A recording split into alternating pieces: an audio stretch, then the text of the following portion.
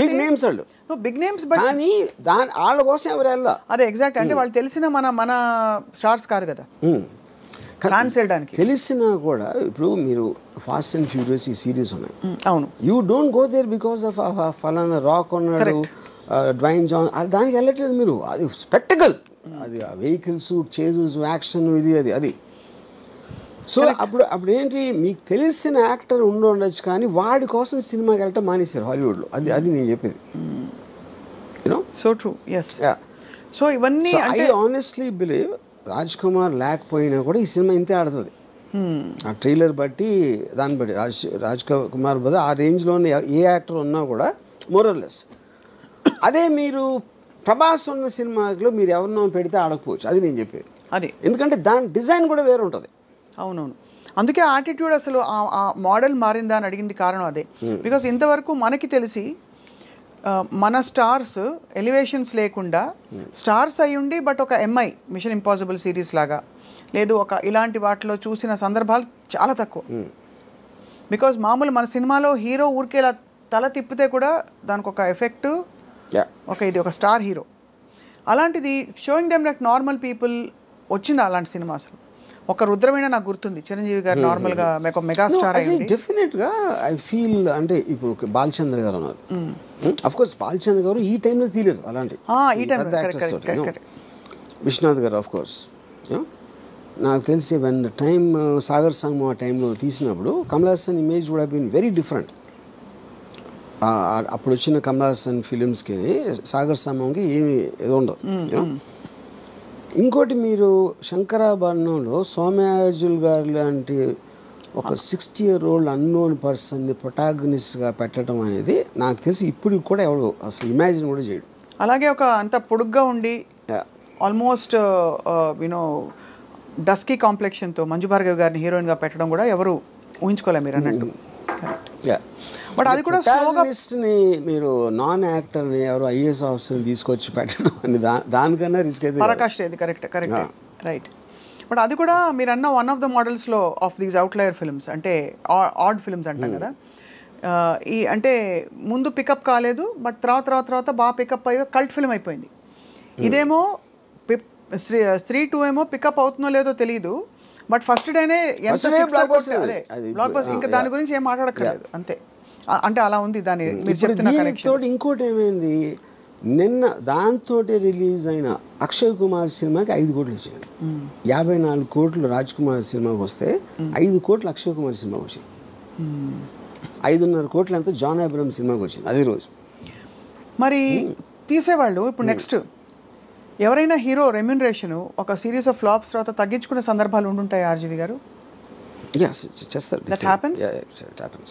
When the market is not doing that. Yeah. ఎందుకంటే అప్పుడు ఏం చేస్తారంటే ఇప్పుడు ఇంత ఇస్తామండి సినిమా హిట్ అయితే అంత ఇస్తామని ఇలాంటి కొన్ని డీల్స్ పెట్టుకుంటారు. కొంచెం అదే క్లాజులు వస్తాయి. బ్యాక్ ఎండ్ అలాంటి. The reason I asked that is because majority of this major expenses that we are talking about, ఇప్పుడు మొన్న కల్కి వచ్చింది, it was actually a feast. వినడానికి ఒక అమితాబ్ బచ్చన్ గారు, ఒక సో అండ్ సో ప్రభాస్ ఉంటే అసలు చూడొచ్చా అని, దీపిక ఇంకోవైపు. బట్ ఆ సినిమాలో ఈ స్టార్ దీనికి రెమ్యూనరేషన్స్ చాలా అయి ఉంటాయి కదా. ఇప్పుడు అలాంటి సినిమా తీసి ఒక బ్యూటిఫుల్ అటెంప్ట్ అని మంచి పేరు తెచ్చుకుని బట్ రిటర్న్ ఆన్ ఇన్వెస్ట్మెంట్ చూసుకుంటే 500 కోట్లకి 100-50 ఎక్కువ రావడం బెటరా, లేదు ఇలాంటి ఒక కొత్త స్కూల్ ఆఫ్ థాట్ బయలుదేరి న్యూట్రలైజ్ చేసే ఎఫెక్ట్ బెటర్ అంటారా? ఇక్కడ ఒక డేంజర్ ఏంటంటే, అంటే అది డేంజర్ అనొచ్చు కాదు కూడా, డేంజర్ ఏంటంటే మీకు సంవత్సరానికి 150 సినిమాల్లో రేంజ్ వైజ్గా చిన్న సినిమాలు అని చెప్పుకునే 90% ఉంటాయి, దాంట్లో 90% ఫెయిల్ అవుతాయి. సో ఆ 10%లో మీ సినిమా ఉంటుందా అని తెలియదు కదా మీకు. అవును, but economy will run like that. అంతే, అది that is a fail safe.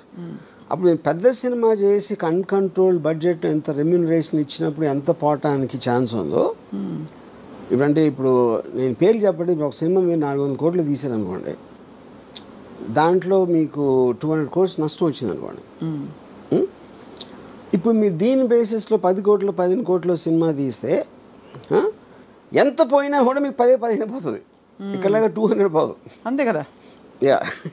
అంతే, రిస్క్ ఇస్ లెస్ అంటే బట్ కొడితే జాక్ పాట్ కొడితే ఇంకా తిరుగుంటుంది అది.